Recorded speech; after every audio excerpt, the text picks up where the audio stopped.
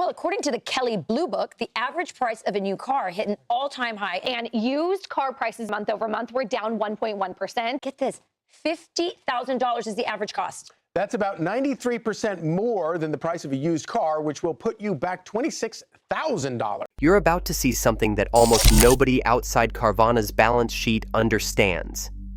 Carvana is quietly liquidating these 11 SUVs at a loss, and the only reason you haven't heard about it is because they can't afford for you to think of it as a clearance sale. They want you to think it's just another day on their site. It's not. It's a slow-motion fire sale, hidden in plain sight. Imagine you're watching a 2021 Honda CR-V or Mazda CX-5 on Carvana. On Monday, it's listed at $24,900. By Thursday, it's $21,800. The next week, it's $19,900. Then, one morning, you refresh your browser and it's gone. No explanation, no big banner that says, "We just took a loss to get this SUV off our books." Just gone. That's not a glitch. That's Carvana's SUV problem leaking through the cracks. They overpaid for the wrong SUVs at the peak of the market. Now interest, daily carrying costs, and a wave of repossessions are crushing their margins. The only way out is to quietly dump specific SUVs at prices that do not make sense on paper, hoping you see a deal, not a distress signal. Here's the twist. It's not every SUV. It's certain years, certain trims, and certain categories of crossovers and compact SUVs that are getting hammered. The patterns are there if you know where to look. The price drops follow a rhythm. The best units vanish faster than the screenshots you try to take. So the question isn't, are there insane SUV deals on Carvana right now? There are. The real question is, before this window slams shut, are you going to be the person who scrolls past these 11 SUVs, or the one who steals them out from under Carvana's balance sheet? Carvana didn't wake up one morning and decide to give away SUVs. They got trapped there. During the pandemic, every SUV looked like a winning lottery ticket. Families wanted space, ride shares wanted efficiency, and dealers couldn't keep crossovers on the lot. So Carvana did what a volume-obsessed company does best. They bought. They bought compact SUVs, mid-size crossovers, economy fleet SUVs, anything with a hatch and a little ground clearance. They paid up because everyone was paying up, and as long as prices kept climbing, it didn't matter. Their entire playbook was simple. Move fast, move volume, make it back on the margins.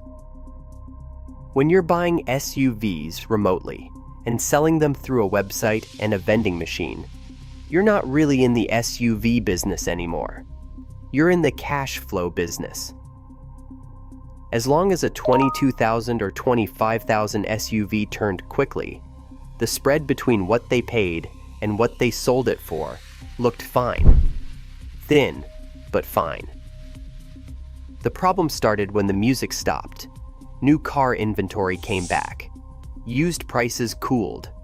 The same SUVs Carvana had paid pandemic premiums for were suddenly worth thousands less. On paper, that's bad. In reality, it's worse, because every one of those SUVs sitting on their books was costing them money every single day. Dealer holding costs don't care about your business model. Interest doesn't care about your growth story. A compact or mid-size SUV that sits for 90 to 120 days doesn't just lose value. It bleeds cash. Carvana found itself staring at rows of can't-lose SUVs that were now underwater. The choice was brutal. Hold them and keep losing hundreds or thousands in carrying costs, or accept that the profit is gone and race to unload them at a loss. That's how you end up with a clearance event, hiding behind a slick website, And that's why the right SUVs on Carvana right now look so wrong on a spreadsheet. To understand where the real SUV gold is buried on Carvana right now, you have to stop thinking in terms of individual listings and start thinking in categories. Carvana isn't dumping everything. They're quietly liquidating very specific kinds of SUVs that turned from can't-miss inventory into balance sheet poison. If you know those 11 patterns, you stop scrolling blindly and start hunting with the scope. Start with the mid-size crossovers they bet the house on. Think 2019 to 2021 Mazda CX-5s, Hyundai Tucsons, Kia Sportages. These were the darlings of the pandemic.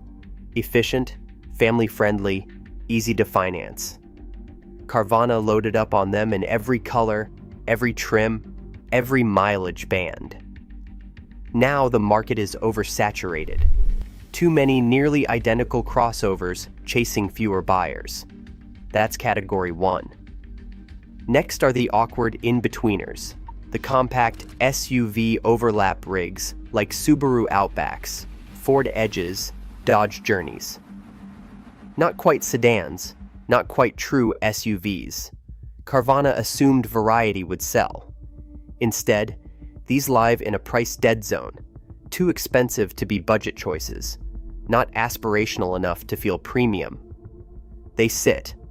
When they sit, they get slashed. Then come the economy SUV fleet specials, Chevy Equinoxes, GMC Terrains, Ford Escapes that started life as rentals or fleet cars.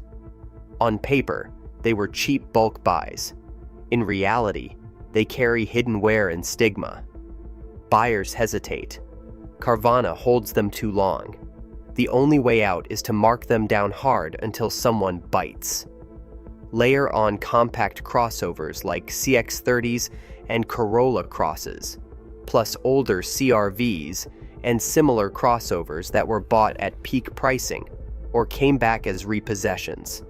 In total, that's your 11-bucket universe. Specific years, trims, and body style niches where Carvana simply has too many SUVs, bought for too much money, held for too long. Those are the categories where nice discount quietly becomes, we're taking a loss and praying you don't notice why. Here is where the story stops being about cheap SUVs and starts being about brutal math. Carvana is not cutting prices on these 11 SUV categories because they suddenly became generous. They are doing it because the numbers leave them no other choice. During the pandemic rush, paying $22,000 or $25,000 for a used compact or mid-size SUV felt fine when everything was selling above book value. Now, those same SUVs are worth thousands less the day they hit the site. Take the basic example from their own playbook. Say they bought an SUV at $25,000 when the market was overheated. Today, fair value might be closer to $16,500 or $18,000. That gap alone is ugly. But that is before the clock starts ticking. Dealer holding costs typically run $25 to $45 per day per vehicle. Over 120 days, that is $3,000 to $5,400 in pure carrying cost burned just by letting the SUV sit. Layer in floor plan interest, often around 5 to 7% annually on that $22,000 plus balance, and you are adding roughly $93 to $131 a month in financing costs. Hold a mid-size SUV 120 days, and you are paying another $933 to $1,310 in interest just to warehouse a bad decision. Suddenly, that $25,000 SUV is effectively $28,000 in cost basis before it ever finds a buyer. So Carvana does the only thing that makes sense in a slow-motion disaster. They slash prices. Then they slash again. They would rather take a $4,000 or $5,000 loss now than hold an SUV for another month and bleed hundreds more in carrying costs. For you, that's the tell. When you see an SUV priced so low it seems irrational, it usually is. It's not charity, it's survival, and you're being invited, quietly, to help them stop the bleeding. Carvana wants you to think prices on their site are the result of some mysterious market wisdom. In reality, a huge chunk of what you see is just an algorithm trying not to drown. Every SUV gets a starting number based on what they paid, what similar vehicles are selling for, and what margin they hope to make. That's the theory. The reality is that once an SUV sits too long, the algorithm stops caring about profit and starts caring about escape velocity. Here's how it plays out behind the scenes. An SUV gets listed at a target price. It sits. At 30 or 45 days, the system flags it as aging and drops the price. No magic, just a scheduled haircut.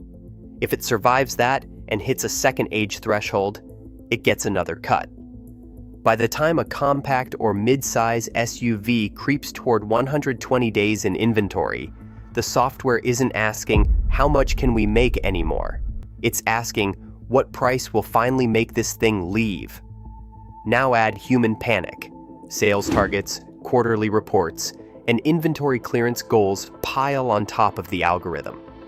On certain days, managers push extra reductions to hit volume numbers, even if that means pricing some SUV models below fair market value. That's when you see crazy drops.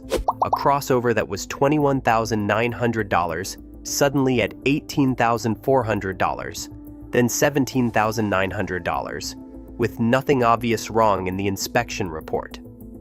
This is where liquidation pricing hides. The algorithm is trying to protect margin. The inventory pressure is trying to erase it. When those forces collide, certain SUV models get mispriced on purpose. Carvana calls it managing days on lot. You should call it opportunity. The trick is spotting when a price cut crosses the line from discount into we'll take the loss, just take the SUV. If you want to turn Carvana's SUV problem into your advantage, you can't just browse. You need a simple, repeatable checklist that exposes which SUVs are being quietly sacrificed. The good news is, the process takes minutes once you know what to look for. The even better news is, Carvana's own systems do half the work for you. Step 1. Narrow the battlefield. Filter by SUV body styles that live in those stressed categories: compact and mid-size crossovers, economy fleet SUVs, and the awkward in-between models. That's where the deepest cuts are happening. Step 2. Sort by age if Carvana shows days on site or similar.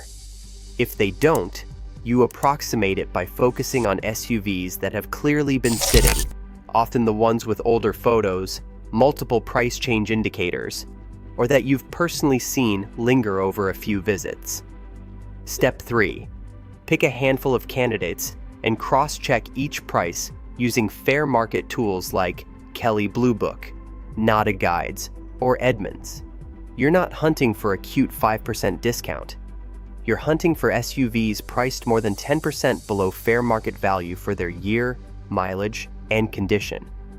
That's the difference between nice deal and this is liquidation, disguised as normal pricing. Next, dive into Carvana's inspection report. They publish line-by-line notes on each vehicle. You're looking for SUVs with only minor issues: worn tires, small dents, scuffed bumpers, cosmetic flaws you can live with. Walk away from structural damage or vague mechanical warnings. Finally, check the warranty. Longer coverage usually signals Carvana is confident in that SUV's condition. Combine that with a steep discount and long time on site, and you've found what you're really after. An SUV Carvana is desperate to move, priced below what the market says it's worth, but still solid enough to own. That's not just a good deal. That's you cashing in on their mistake instead of funding it. Right now, it feels like these SUV deals are everywhere. Scroll Carvana for 10 minutes and you'll see crossovers, compact SUVs, and fleet specials getting hammered with price cuts. It's tempting to think this is the new normal, that Carvana will always be this desperate to move metal. They won't. What you're seeing is a specific phase of a very ugly hangover, and phases end. Remember how they got here. They overpaid for the wrong vehicles at the peak, then doubled down with loose financing to shove that inventory out the door. Now those loans are defaulting. The SUVs are coming back, and every day those units sit, the math gets worse. You cannot run a business where a $25,000 SUV quietly turns into a $28,000 cost basis before it sells. At some point, you either fix the problem or you die. Carvana is trying to fix it. Behind the scenes, they're already tightening the pipeline. New leadership is buying fewer cars, focusing on cleaner inventory they can move at target margins instead of gambling on everything that rolls across an auction lane. Banks and lenders are also changing their timing, dumping repossessed SUVs into the market in carefully measured waves during peak demand seasons so they don't nuke prices all at once. That means the current flood of stressed SUVs is a wave, not a permanent tide. As that wave clears, the algorithm won't need to slice as deep. Days on lot will shrink. Those insane double and triple price cuts will slow down. Pricing will drift back toward efficient, boring, slightly painful. The clearance event will fade into a story Carvana would rather forget. Your job isn't to assume these SUV bargains last forever. Your job is to recognize that you're standing in a short, noisy window where their mistakes are still visible, and decide whether you're going to use it before it slams shut. A liquidation price on an SUV can feel like winning the lottery. That's exactly how Carvana wants it to feel. But here's the part most buyers ignore. Some SUVs are cheap for the right reasons, and some are cheap because they'll keep costing you money for years. If you don't separate those two, you can turn Carvana's mistake into your own. Start with the fleet SUVs. Those Equinoxes, Terrains, Escapes, and similar economy crossovers that came out of rental fleets and bulk corporate lots look tempting when they've been marked down thousands below where they started. The problem is what you can't see in a glossy photo. Hard miles, rushed maintenance, 30 different drivers who never treated it like theirs. Carvana is discounting them because the market already knows to be suspicious. You should too. Then there are the overhyped crossovers and oddball SUV shapes that never really found a loyal audience. The compact SUV overlaps, the in-between models, the trims that looked good in a slide deck but confused real buyers. If demand was soft when Carvana overpaid for them, imagine how soft it could be when you try to sell one in 3 or 5 years. A discount today doesn't fix a weak resale tomorrow. You also have to think beyond the sticker. Tires for larger SUVs, bigger brake jobs, higher insurance, thirstier fuel consumption. Those costs hit every month, long after the thrill of the deal wears off. A $4,000 discount disappears fast if you buy into a platform known for expensive transmissions or chronic electrical problems. The play isn't grab any SUV that looks cheap. The play is to stack a liquidation level price on top of solid fundamentals. Use the checklist, study the inspection report, research that model's long-term reliability. Let Carvana's urgency get you in under market value, but don't let it trick you into adopting a rolling money pit just because the checkout screen says you saved big. Meet someone you probably recognize, the cautious SUV shopper who hates overpaying but also hates pulling the trigger. They've been scrolling Carvana at night, half serious, half curious. One week, a 2020 Honda CR-V pops up in their feed. Clean interior, good mileage, one owner history. The price is $23,400. They bookmark it and move on. 2 days later, it's $21,900. Interesting. They start watching. By the end of the week, it's at $19,800. Now their brain kicks in. What's wrong with this thing? They wonder. They pull up Kelley Blue Book and Edmunds, punch in the year, miles, and options. Fair market value lands around $22,000. Carvana is now well below that line. That's not a discount. That's a clearance. They click the inspection report. No frame damage, no accident history. Just some worn tires, a couple of scratches on the bumper, and a note about a small cosmetic ding on the rear door. Stuff you'd expect on any used SUV. The warranty coverage is decent, not stripped to the bone. Nothing in the write-up screams run. It just looks like a perfectly normal CRV stuck in abnormal pricing. Then they notice the pattern. This SUV has been on the site for weeks. Multiple price reductions. It sits squarely in that stressed compact crossover category Carvana overbought during the pandemic. The buyer realizes the price drops aren't telling them something's wrong with the SUV. They're telling them something's wrong with Carvana's inventory math. This is the moment most people flinch. They wait for one more drop. They overthink it. Our shopper doesn't. They've done the homework. They know fair value. They know this is below it. They know these windows don't stay open. They hit buy. 2 days later, that listing is gone. Not repriced. Not bumped back up. Gone. Somewhere in a dashboard, Carvana logs a loss and moves on. And our buyer? They drive away in an SUV they bought for less than it was worth. Not because they got lucky, but because they understood exactly what those falling numbers really meant. Carvana is quietly liquidating these 11 SUVs at a loss. Here's how to find them before they're gone. You've just walked through what most people never see. The machinery behind those too good to be true SUV prices on Carvana. The headline isn't hype. Carvana really is quietly liquidating specific SUVs at a loss. Not because they want to, but because the math they created during the pandemic turned on them. And now, the only way out is to sell certain vehicles for less than they're worth just to stop the bleeding. You've seen how they got into this mess. They overpaid for crossovers and compact SUVs when every used vehicle looked like a gold bar. They layered on loose financing to keep volume high.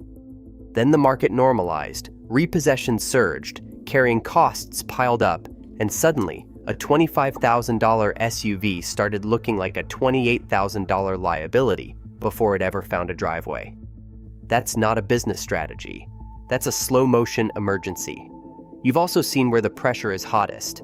Mid-sized crossovers like CX-5s and Tucsons, compact overlaps like Outbacks and Edges, economy fleet SUVs like Equinoxes and Terrains, overstocked compact crossovers, and older CRVs. These aren't random deals. They're the 11 style categories where Carvana has too much inventory, bought for too much money, held for too long. That's where liquidation pricing hides. Most importantly, you've learned how to separate noise from signal. Filter by the right SUV segments. Focus on older listings. Cross-check prices against fair market values, and look for that 10+% gap that screams clearance, not coupon. Read the inspection report. Use warranty length as a clue. And always remember, don't chase the cheapest SUV. Chase the SUV that's most discounted relative to its peers without obvious red flags. This window is not permanent. Carvana is tightening what they buy. Banks are timing repossessions. Inventory will normalize. And when it does, the wild price swings and irrational discounts will fade back into boring, slightly painful used car pricing. Right now, you're standing in a rare moment where their past mistakes can become your advantage. If you move thoughtfully, not impulsively. If you want to go one level deeper and make sure you don't turn a great price into a long-term headache, grab my free ebook, Avoid These 17 Cars. In 2026, it breaks down which vehicles and brands are financial landmines, so you can stack a smart SUV choice on top of a liquidation level deal. Because getting a bargain today only matters if you still feel smart driving it 5 years from now. And here's the final question you should leave with. When you see that next SUV on Carvana drop once, then twice, then 3 times, will you assume there's something wrong with the vehicle? Or will you recognize it as a silent alarm from a company racing its own balance sheet? The buyers who understand that difference won't just save money. They'll walk away with SUVs that should have been out of their price range, bought at prices Carvana never intended anyone to see. That's the power of timing a liquidation window. Now you know it exists. What you do with it is up to you.